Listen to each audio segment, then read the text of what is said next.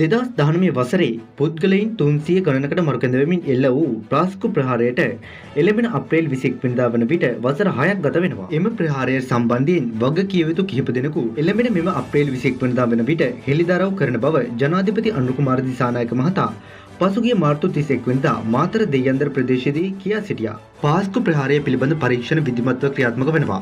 අප්‍රේල් මාසයේ 21 වෙනිදාට නැවත පාස්කු ප්‍රහාරයේ දිනය සිහිපත් වෙනවා.